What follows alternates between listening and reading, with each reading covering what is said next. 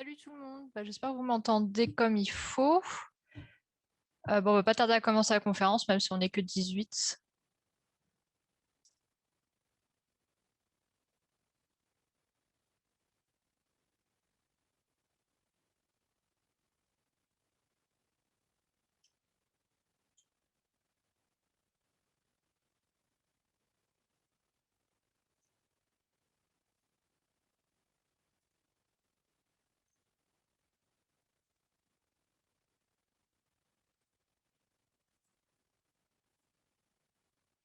Bon, du coup, pour vous expliquer un peu, si vous avez besoin de la calculette, de brouillon et de stylo, c'est parce qu'il y a des QCM avec des calculs à faire dedans. Donc, comme d'habitude, les QCM, c'est 45 secondes pour y répondre, sauf les QCM à calcul, où là, j'ai mis le temps réglementaire du concours, c'est-à-dire 1 minute 30.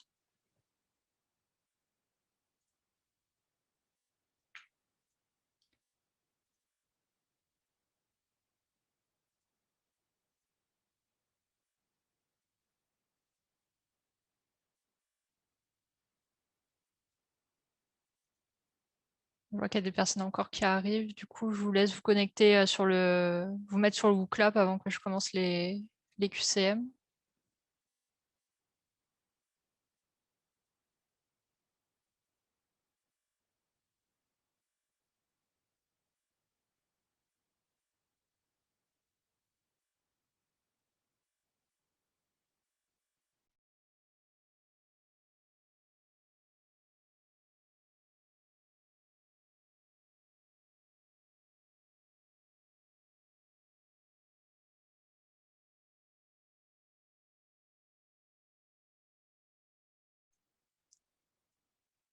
Donc, du coup, au concours, les stats et l'épidémio tombent tous les ans, soit en mixte, soit en solo. Ce sont des points quand même qui restent assez faciles, parce que les sujets se tournent toujours plus ou moins autour des mêmes sujets. Ça demande par contre de la rigueur dans la rédaction, ça demande de connaître par cœur les formules et les tests, surtout pour les stats, et ça demande surtout du temps le jour J, parce que c'est des exos, surtout ceux de stats, qui se font rarement en 25 minutes, il faut compter au moins 40 à 45 minutes pour les faire correctement. Et en QCM, dans la base de données, donc de 91 à 2021, il y a eu 23 QCM de stats qui sont tombés et 41 en épidémiologie. Donc l'épidémio au concours niveau QCM, c'est toute la partie méthodologie, épidémiologie, donc ça c'est aussi la partie exercice, et la partie prévention de l'item prévention et promotion de la santé. Et du côté statistique, il y a les 3 items classiques qu'on a déjà vus en exercice. Et il y en a un qui se rajoute, c'est les critères de validité d'une méthode d'analyse. Pour ceux qui sont sur le Discord, j'ai mis le lien d'un drive avec tous les cours et toutes les fiches de synthèse qu'on vous met à votre disposition. Et dedans, vous retrouverez une fiche de synthèse là-dessus, pour si certains n'ont pas de cours ou ne voient pas trop ce qu'il faut connaître ou apprendre.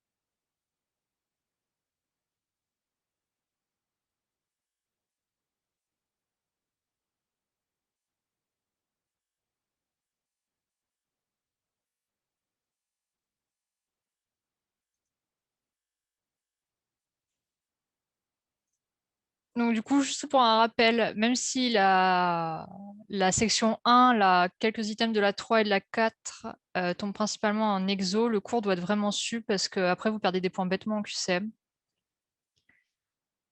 Et ça permet aussi une meilleure compréhension des exos et des formules associées parce qu'on a eu beaucoup de questions sur le Discord dernièrement et en fait, on s'aperçoit que c'est une mauvaise compréhension du cours qui sont derrière et des pourquoi est-ce qu'on utilise telle ou telle formule. Et ça permet aussi de répondre aux questions de cours qui se trouvent dans les exercices. Par exemple, on en a vu en épidémiologie, blablabla, on vous présente un truc, un test, et on vous demande, ah bah est-ce que c'est du cas témoin, de exposé non exposé, pourquoi, les avantages et inconvénients. Et ça, si vous ne connaissez pas votre cours, vous perdez bêtement des points là où les autres vont les gagner. Parce que c'est censé être su vraiment par cœur, ce genre de choses. Donc du coup, on va commencer avec les QCM d'épidémio. Donc il y en a 10 en épidémio, 10 en stats. Et puis après, si ça marche comme la dernière fois, je vais pouvoir vous mettre le classement du WCLAP.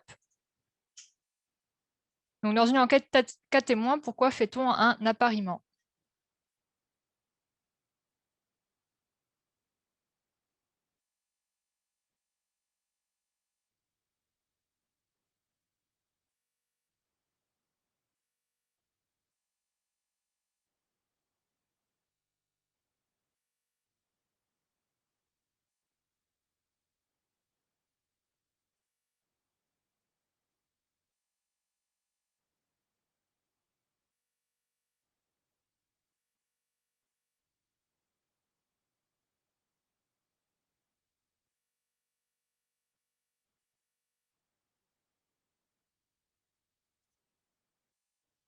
Bah, c'est pas mal du tout.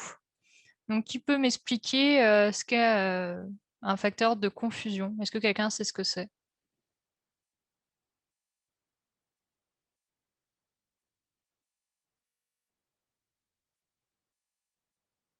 Une erreur systématique qui revient à chaque fois sur le résultat. Oui, ça amène à un biais de confusion dans l'estimation de la causalité entre l'effet d'exposition sur l'événement. Donc en fait, le facteur de confusion, c'est un facteur tiers qui pourrait interférer dans l'analyse statistique. Ça, il y a pas mal de QCM qui tombent là-dessus, donc il faut bien comprendre la notion qui est associée avec.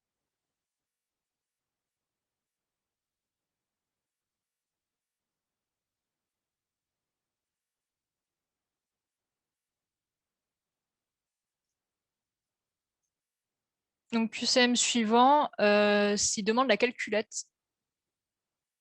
Et je vous souhaite bon courage.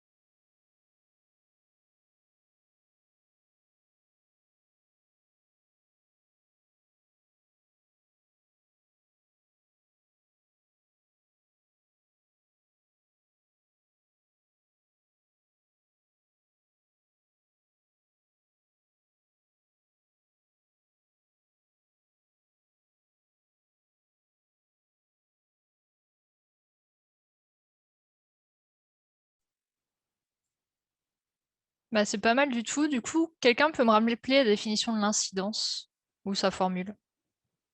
Nouveau cas sur nombre de population totale. Oui, c'est totalement ça. Donc ici, le nombre de nouveaux cas, c'était 270 et notre population totale était de 85 000. Donc du coup, c'est pour ça que c'est la réponse D qui est vraie.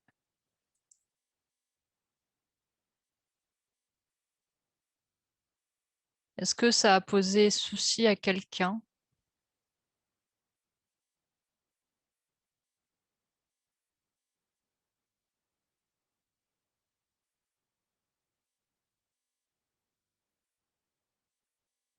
Bon, du coup, on va passer au QCM suivant. Parmi les 5 mesures suivantes, quelle est celle qui révèle de la prévention primaire?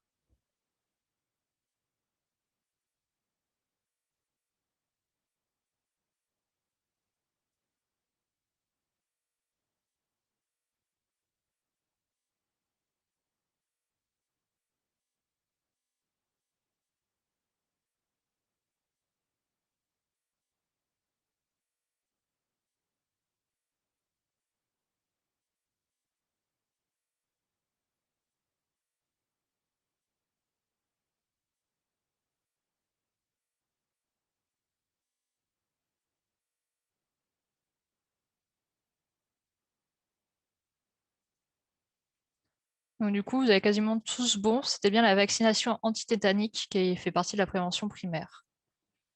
Donc, la prévention primaire, pour rappel, c'est l'ensemble des actes qui visent à diminuer l'incidence d'une maladie. Donc, on agit sur les facteurs de risque. La prévention secondaire, c'est l'ensemble des actes pour diminuer la prévalence d'une maladie. Donc, ça va être tout ce qui va être dépistage. Et la prévention tertiaire, c'est l'ensemble des actes pour diminuer la prévalence des incapacités chroniques ou des récidives. Donc, c'est tout ce qui est rééducation, traitement des récidives et réinsertion de la personne handicapée. Donc ça, les trois définitions sont à connaître par cœur parce qu'il y a énormément de QCM qui tombent en épidémiologie dessus.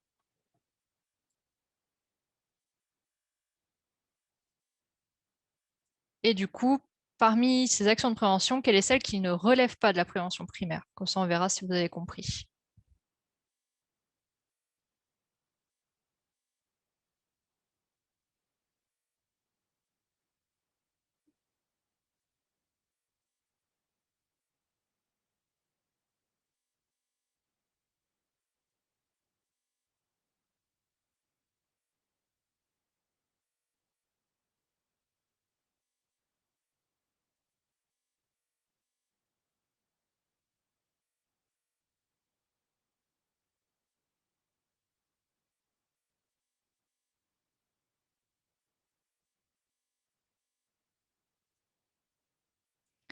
Du coup, quelqu'un peut m'expliquer pourquoi c'est la C qui ne révèle pas de la prévention primaire? Qu'est-ce que c'est du coup?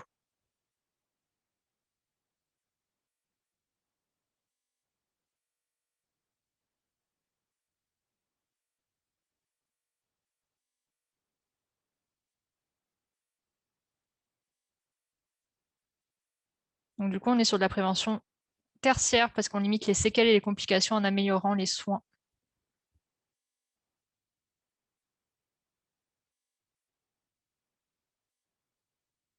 La secondaire, ça aurait été avec un dépistage, par exemple. Euh, on fait un dépistage par frottis pour le col de l'utérus pour mettre en évidence des cellules tumorales.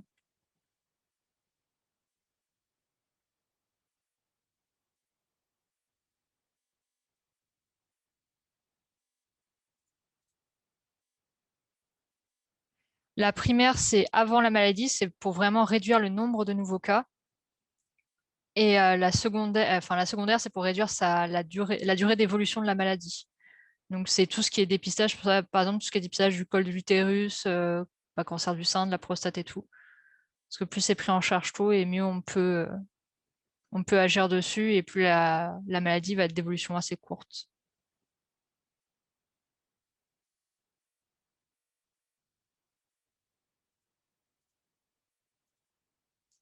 Parmi les propositions suivantes, donnez là où les réponses exactes, l'épidémiologie permet.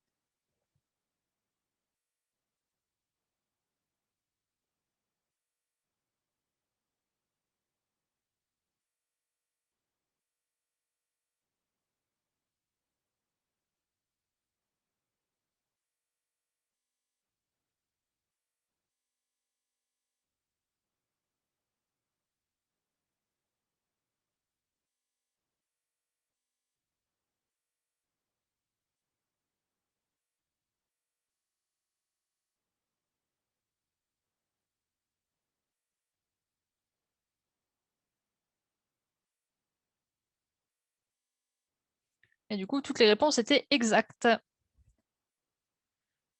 Donc l'épidémiologie, aujourd'hui, en fait, elle a plusieurs objectifs via des études et des activités, donc tout ce qui est de surveillance, d'investigation, de recherche, d'évaluation et de mesurer l'importance d'un problème de santé.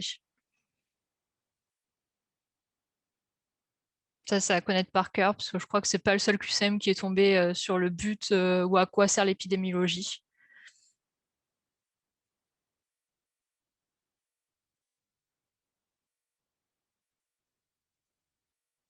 Alors, dans le cadre d'une enquête épidémiologique, les habitants d'une petite ville sont soumis à une surveillance médicale pendant de nombreuses années. Les décès ou maladies et les facteurs de risque suspectés sont révélés. Il s'agit de.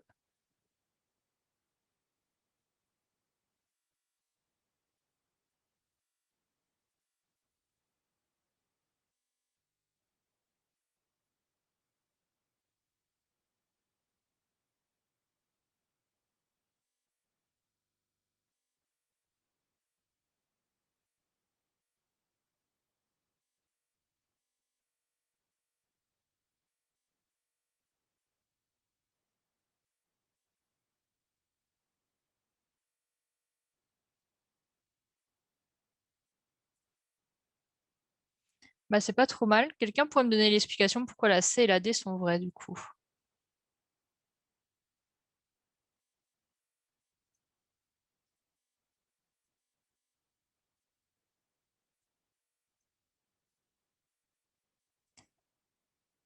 Alors, je suis d'accord avec Issey et Mathilde, prospective, car c'est suivi dans le temps, puis après on fait l'analyse.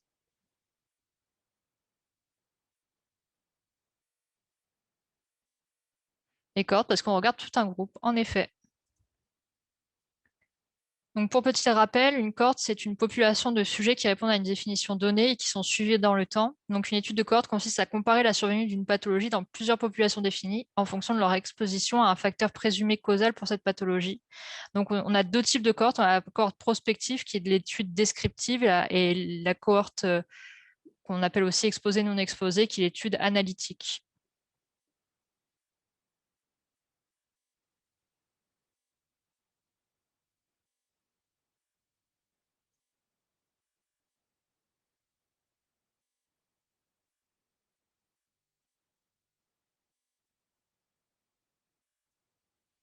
Donc, parmi les indicateurs suivants, citez celui qui n'est pas un indicateur démographique.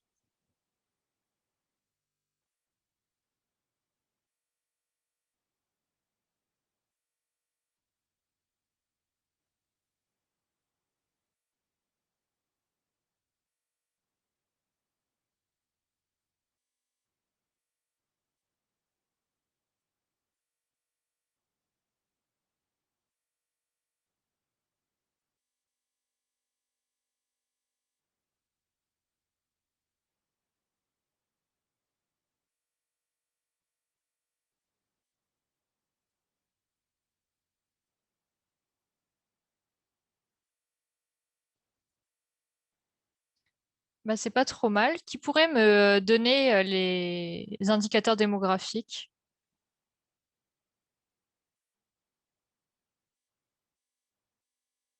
Est-ce que quelqu'un a une idée de ce qu'on a comme indicateur démographique qu'on utiliserait fréquemment?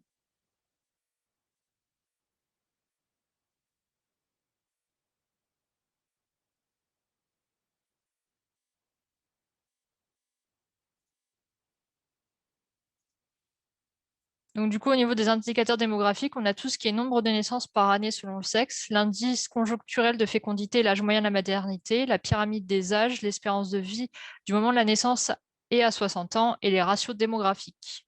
Donc, comme disait Issy, l'incidence nous apporte des infos sur la population. Elle ne nous apporte pas des informations sur la population, mais sur la maladie. Donc, en effet.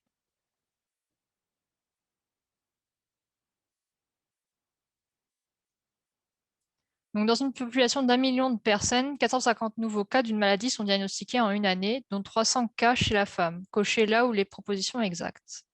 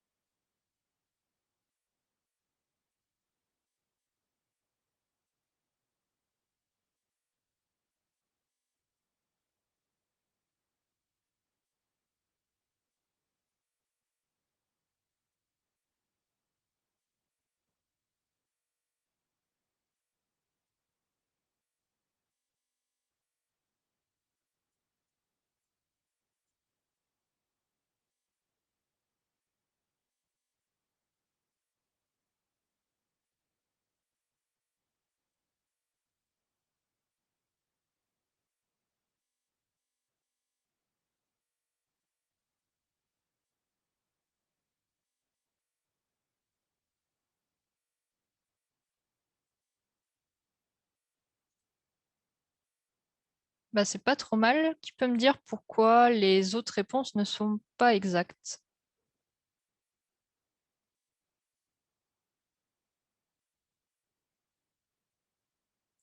D, c'est 30 000, 30 sur 100 000, oui, je suis d'accord. Les prévalences, c'est pas les nouveaux cas. Je suis d'accord aussi. On n'a pas d'infos sur la mortalité. Je suis aussi d'accord.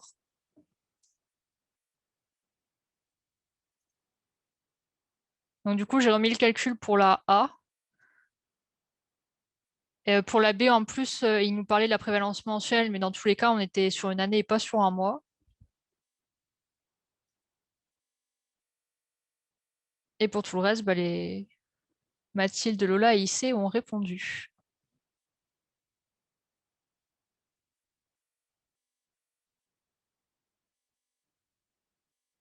Alors, y a-t-il une Alors Gaël, je suis tout à fait d'accord. De toute façon, on pouvait calculer que l'incidence.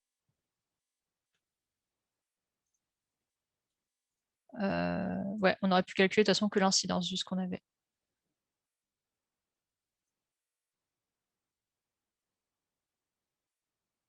Y a-t-il une différence entre morbidité et prévalence? Alors, est-ce que quelqu'un aurait la réponse?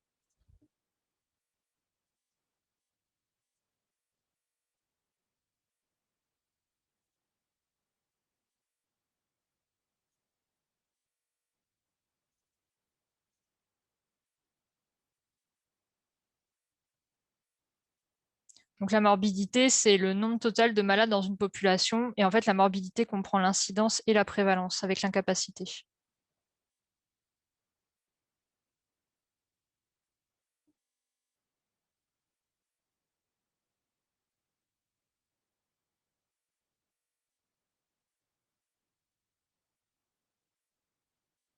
Et oui, Lola, en soi, t'aurais pu après remettre ça sur une année, etc. Mais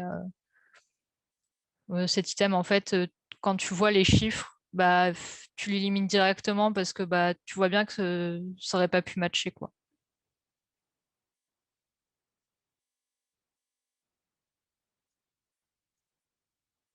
Donc, quelle est la proposition exacte? En épidémiologie, lorsqu'on est en présence d'une variable liée à la fois à l'exposition et à la maladie étudiée, on parle de...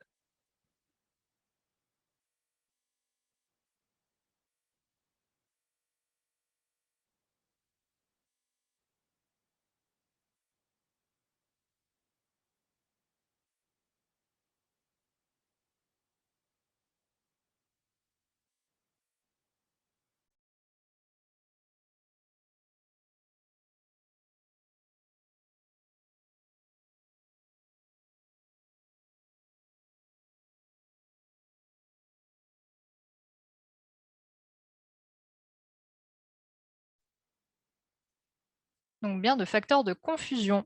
Donc, pour revenir un peu sur les définitions, un biais de sélection, c'est la manière dont on sélectionne l'échantillon au moment de sa constitution. Les biais de mesure ou d'information, c'est des erreurs systématiques s'introduisant dans la mesure des phénomènes, donc mesure de l'exposition et ou de la maladie. Les facteurs de confusion, c'est la liaison à un facteur tiers qui influence la relation entre l'exposition et la maladie. La fluctuation d'échantillonnage, c'est lorsqu'on étudie un caractère, on peut s'apercevoir que les résultats varient selon les échantillons. Donc retenez bien les définitions des différents biais, etc., parce que ça tombe assez régulièrement en épidémiologie dans les QCM.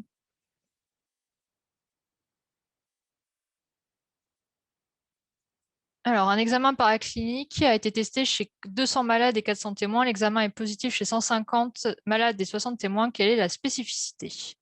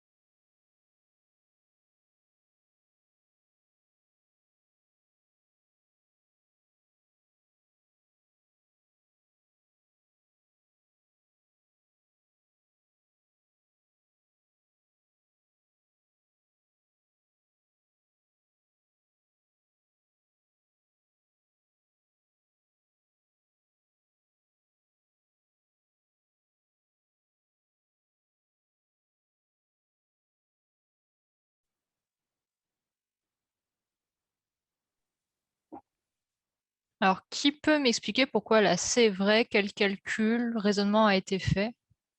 Donc, spécificité, c'est le nombre de vrais négatifs divisé par le nombre de vrais négatifs plus faux négatifs, donc 340 sur 400. Je suis assez d'accord.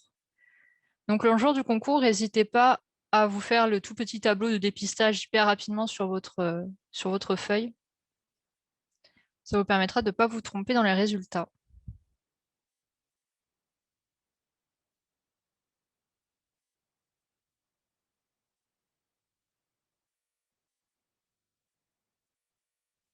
Est-ce qu'il y a des questions ou est-ce que ça posait souci à quelqu'un?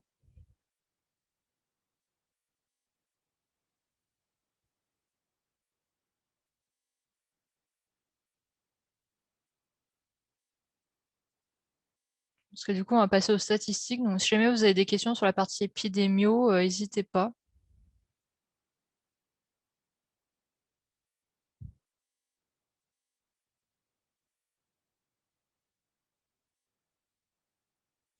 Ah, du coup, on passe à la suite. L'appréciation d'une méthode de dosage comporte plusieurs essais. Indiquez celui ou ceux qui sont à effectuer.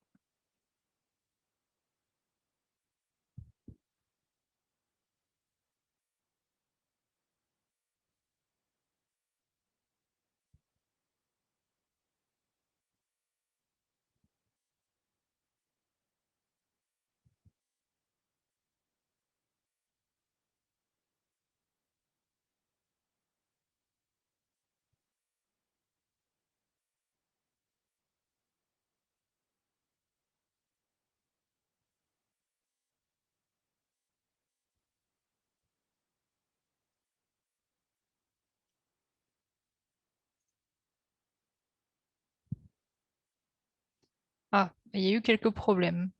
Du coup, qui sait pourquoi la B, la D et la E sont fausses? Ou aurait une vague idée?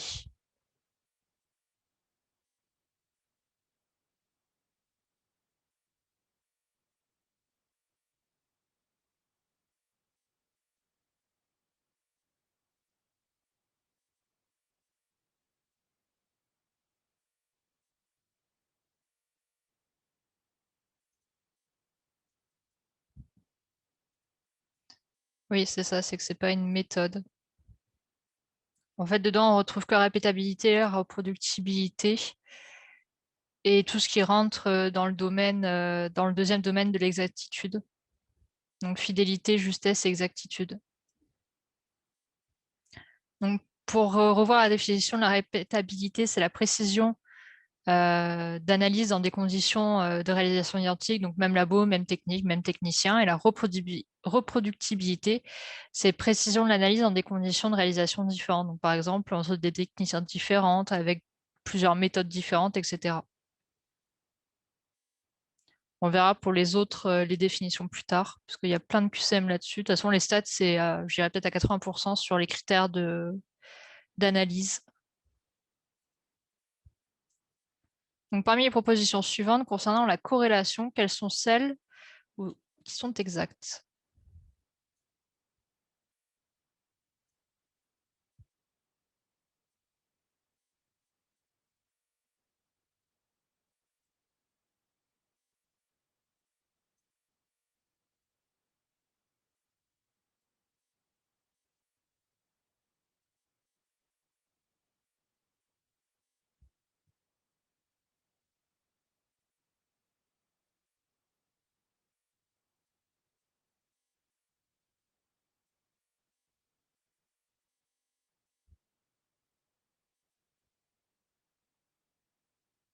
Ouais, il n'y a pas eu beaucoup de votes sur celle-ci. Pourquoi la A est fausse?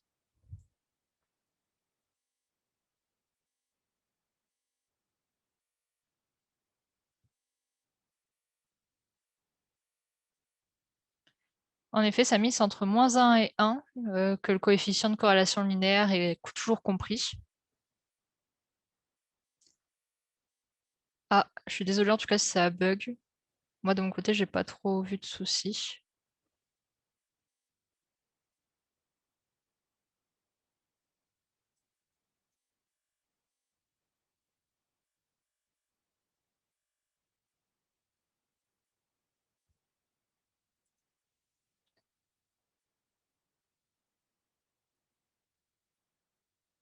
Pourquoi du coup la C serait fausse?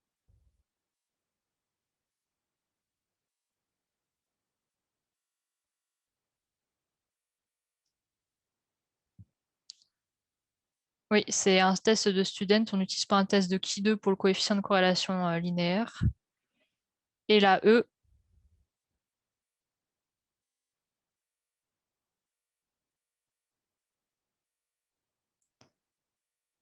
c'est c'est deux variables qualitatives. Donc, du coup, on utilise un test de qui 2 pour voir la relation et non un coefficient de corrélation linéaire qui sont pour les variables quantitatives.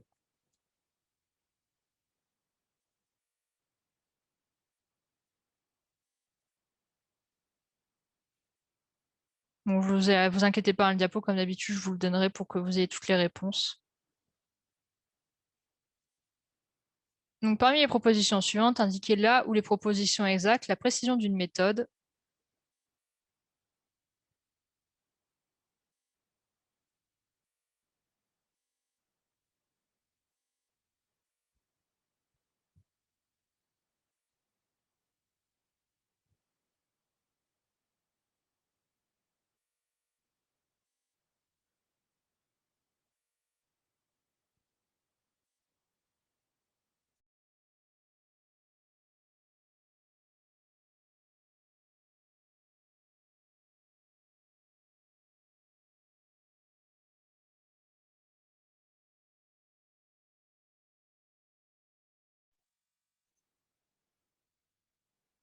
Ouais, c'est pas trop mal. Alors, qui pourrait me définir la précision de d'une méthode?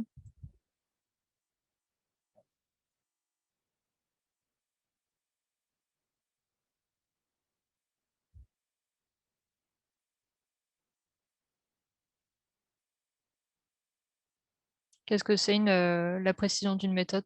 Est-ce que quelqu'un a une idée?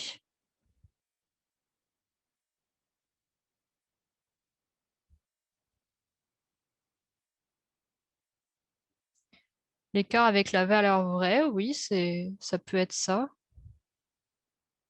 Donc, c'est l'étroitesse entre les résultats d'une mesure, ce qu'on appelle aussi la fidélité.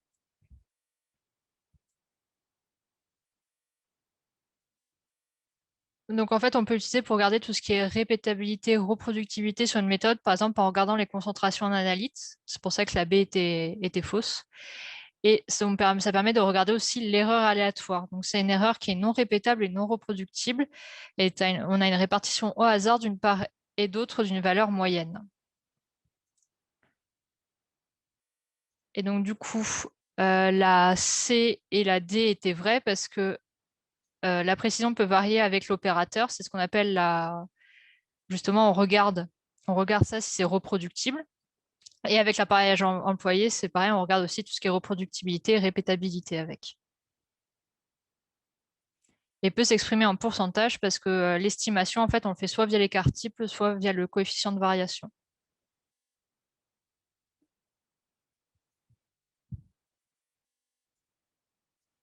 Donc, parmi les propositions suivantes relatives à l'hypothèse nulle H0 d'un test d'hypothèse, laquelle ou lesquelles sont exactes?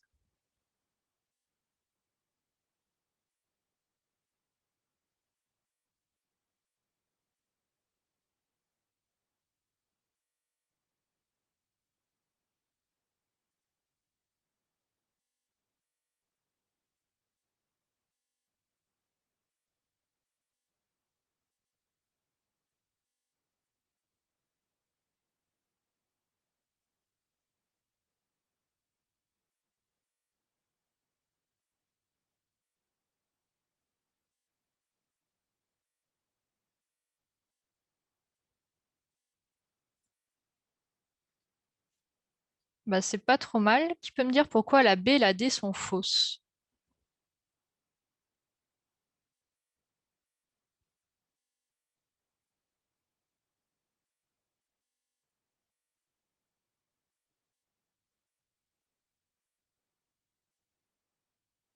Alors ouais, c'est ça, ici, H0, en fait, on le formule avant d'examiner les données, et même des fois même avant de lancer les tests statistiques.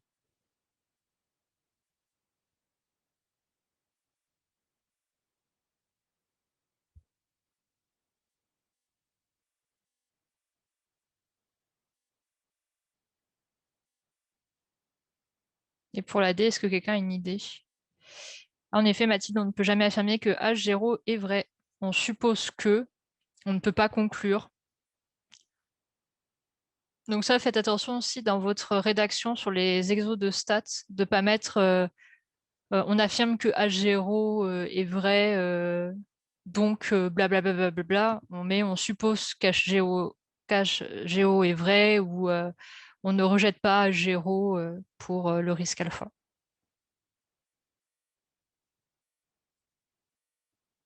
Donc, parmi les propositions suivantes concernant l'hypothèse alternative d'un test statistique, laquelle est fausse?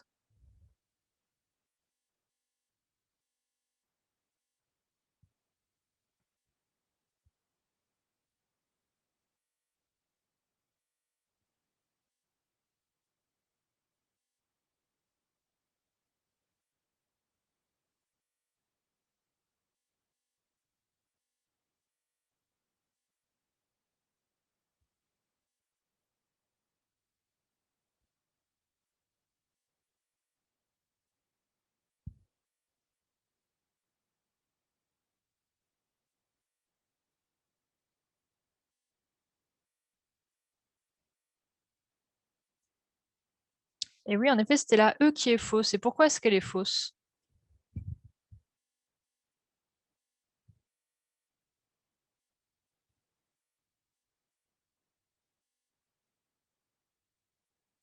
En effet, Mathilde, c'est H0 qu'on rejette et pas H1.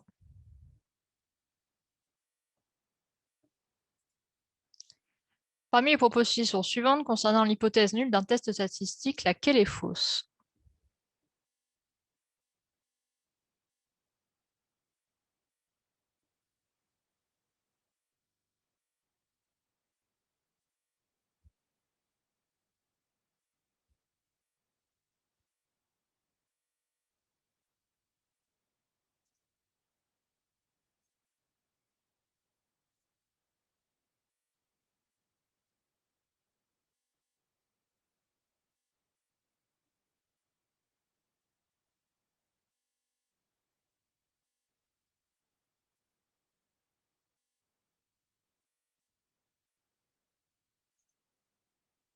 Bah, presque un sans faute.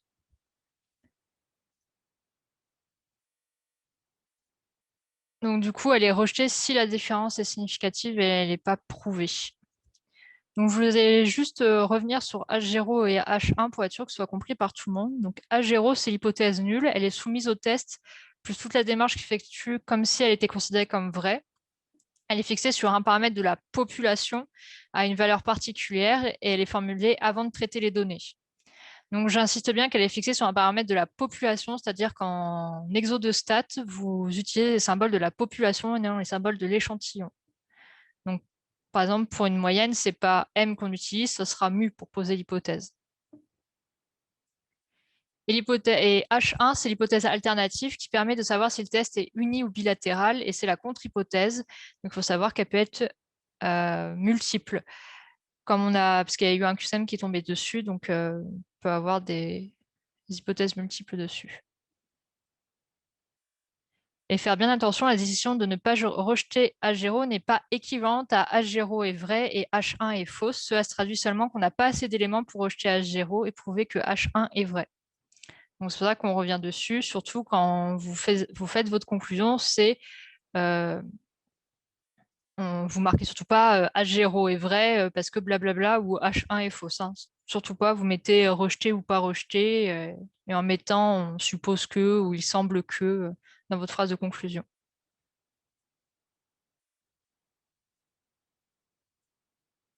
Donc parmi les propositions suivantes, laquelle est exacte?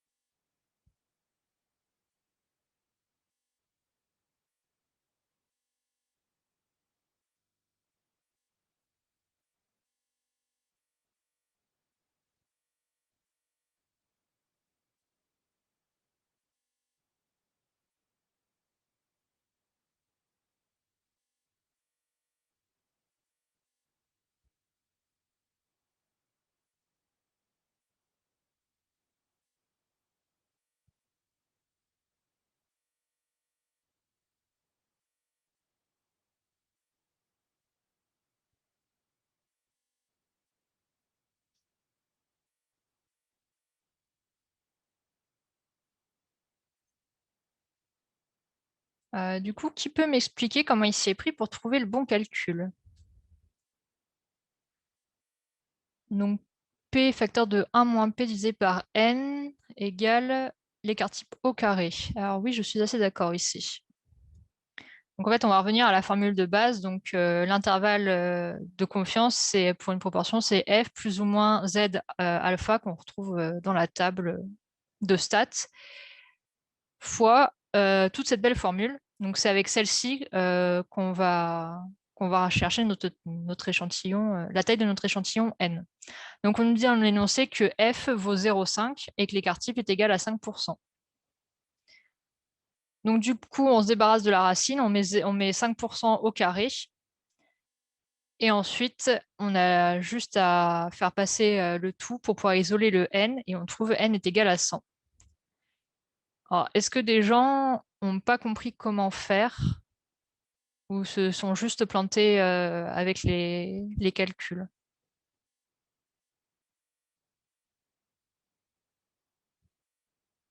T'avais pas compris la question, Maëlys. Qu'est-ce que t'avais pas compris dedans?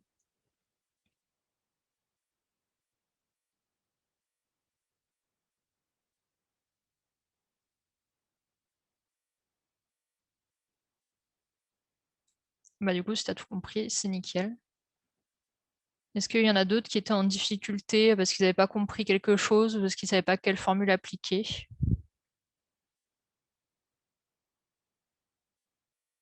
Alors, Maïs, non, pour le coup, on était vraiment obligé de passer via les formules pour trouver la bonne réponse.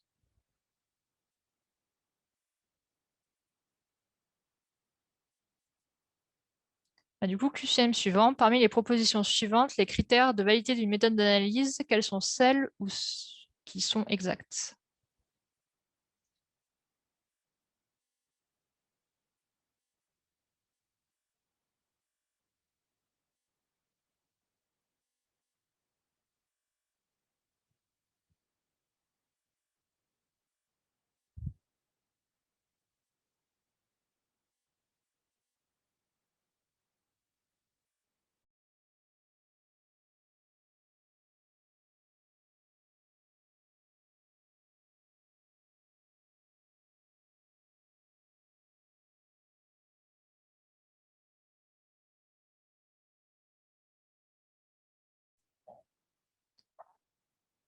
Alors, pourquoi est-ce que la A est fausse? La précision, qu'est-ce qu'elle chiffre comme type d'erreur? En effet, ici, c'est les erreurs aléatoires. Et donc, du coup, l'exactitude chiffre quel type d'erreur? Les systématiques. Donc ça, c'est un piège assez récurrent dans les QCM. Donc tout ce qui est précision, fidélité, c'est les erreurs aléatoires, et tout ce qui est justesse, exactitude, c'est les erreurs systématiques. Et pourquoi la E est fausse?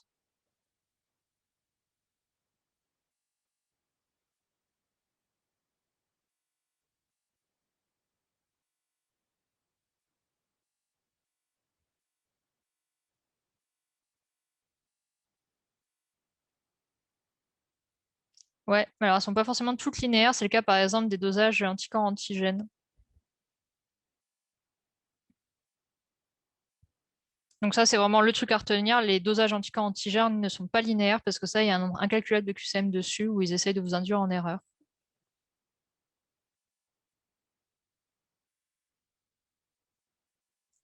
Parmi les termes suivants, quels sont ceux pouvant caractériser la précision d'une méthode?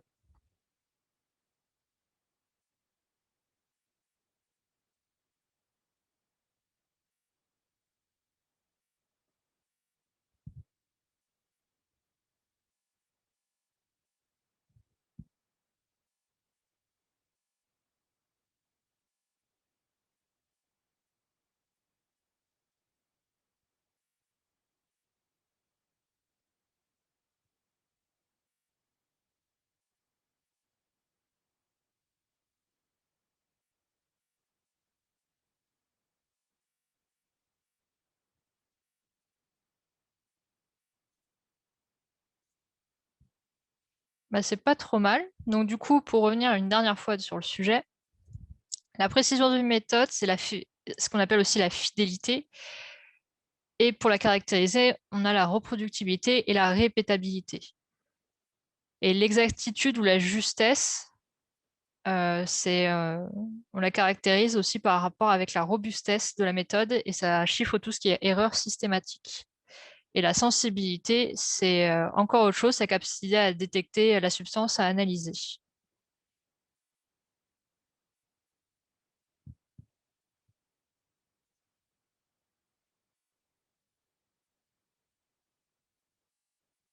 Allez, dernier QCM pour la route.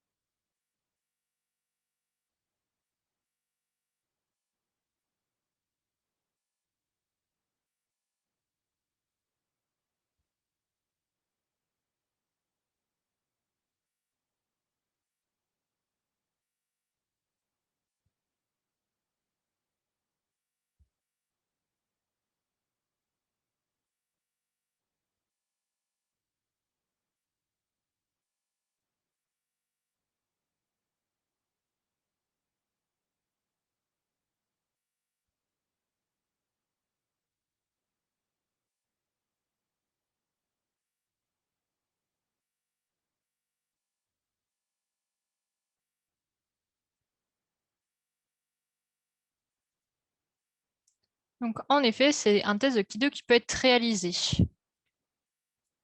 Alors, pourquoi ici le test de corrélation ne peut pas être réalisé?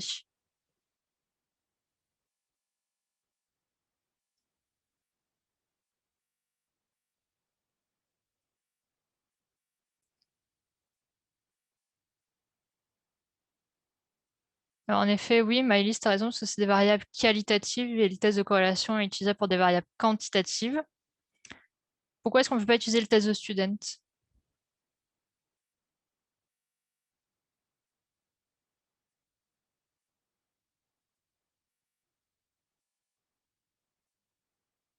Hmm, oui, c'est pas des moyennes, mais surtout, on est sur un échantillon de plus de 30 personnes aussi. Souvent, student, on l'utilise pour les échantillons inférieurs à 30. Puis il y a aussi plus de 2 catégories, donc ça serait hyper compliqué.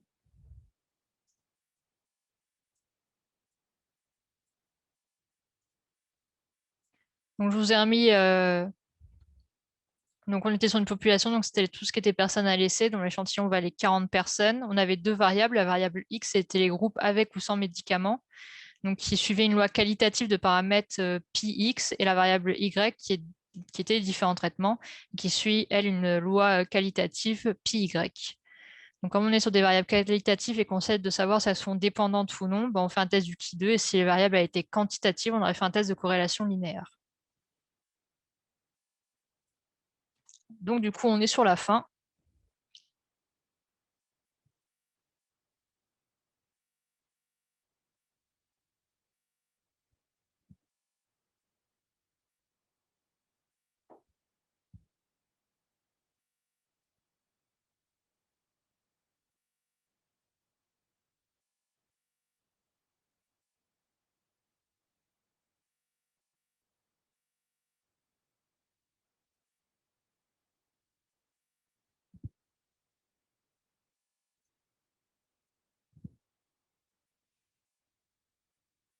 Pour ceux qui ont trouvé ça difficile, est-ce que c'était pas une suite de mauvaise compréhension du cours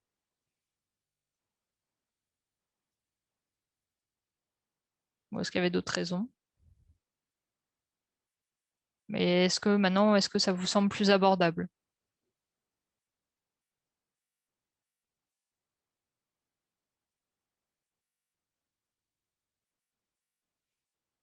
Ok, Mathilde. Donc, du coup, si vous avez des questions sur les stats épidémie au concours, il ne faut pas hésiter. Donc, les prochaines conférences seront faites par Léa qui vous fera les hépatites le 19 et la science analytique côté QCM le 25. Donc, ça tombera exceptionnellement à vendredi parce qu'elle ne peut pas faire autrement. Et il y a la première call qui se déroulera le 4 juillet à 18 h. Donc, ce sera un cas clinique sur une thématique précise et 12 QCM sur une autre thématique. Donc, n'oubliez pas de remplir, pour ceux qui sont intéressés, le formulaire qui se trouve sur le Discord. Et si jamais vous avez des questions, bah surtout n'hésitez pas aussi. Je suis aussi là pour y répondre. Alors, Maëlys, comment ça se passe l'école? Donc, du coup, à 18 h, normalement, les lundis, on se mettra tous sur Zoom et on mettra le chrono pour 1 h 05. Donc, si on rajoute 5 minutes, c'est le temps que vous imprimiez pour ceux qui veulent les sujets. Donc, ce sera soit un cas clinique et 12 QCM, soit un exo et 20 QCM, soit 40 QCM, soit 2 exercices, la colle. Donc pendant 1 heure, vous la ferez. Après, on fait une petite pause de 10 minutes. Et ensuite, on fait la correction. Et bien sûr, ceux qui nous ont rendu les sujets seront notés et classés du premier au dernier. Et bien entendu, on vous donne les sujets, les corrections et les barèmes pour ceux qui ne peuvent pas venir ou qui ne veulent pas rendre les copies ou autre.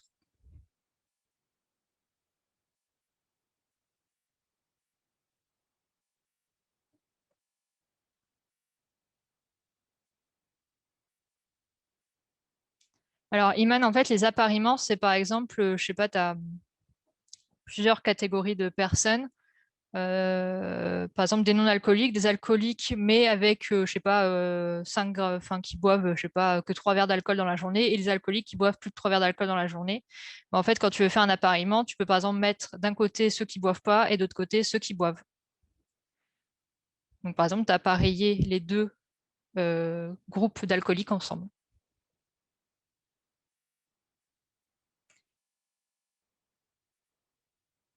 Alors, la séance sur la standardisation. Samir, je ne sais pas trop parce que c'est quelque chose que j'ai un peu de mal à maîtriser. Et je crois que c'est tombé qu'une seule fois en plus en annales, c'était celle de 2019 ou 2020. Et Maëlys, alors, quel est le sujet de la première colle? C'est une surprise. L'école, vous ne connaîtrez pas les thématiques, ça porte sur l'ensemble du programme. À savoir, juste, on vous le dit parce que de toute façon, je crois que j'ai mis aussi sur le Discord, les calls de cas cliniques tomberont très sûrement pas sur les conférences qui ont déjà été faites, parce qu'en fait, quand on vous la corrigera, ça permettra aussi de faire en même temps une sorte de conférence sur une thématique précise. Par contre, les exercices, ça pourra tomber sur tout ce qu'on a vu en conf. Et les QCM, on va essayer de mettre que 2 à 3 thématiques dans les QCM. Et ça, pareil, surprise.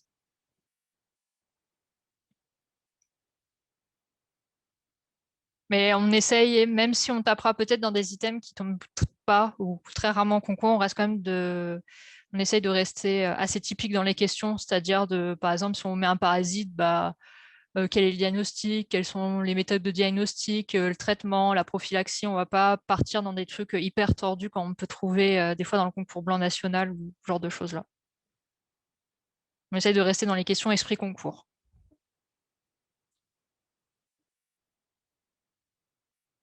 Et Zainab, bah, les supports pour les statistiques, je dirais le Moniteur tome 1, le de Boeck, l'essentiel, l'exercice aussi.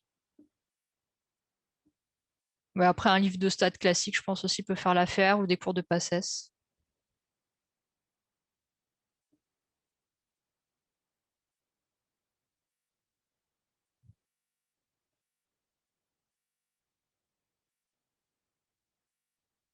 Est-ce que vous avez d'autres questions ou pas?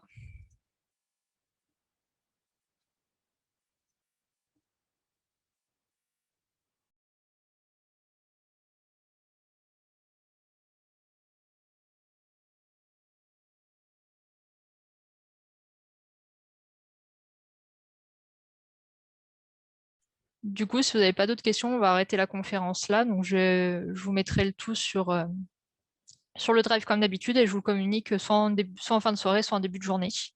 Donc, la prochaine conférence sur les hépatites par Léa, je vous crée l'event Facebook tout de suite et je vais vous donner les sujets par la même occasion. Donc, elle vous a fait un cas d'anal et un cas inventé. Et en tout cas, bonne soirée et bonne semaine pour tout le monde, en espérant que vous arrivez à bien réviser votre concours malgré la chaleur.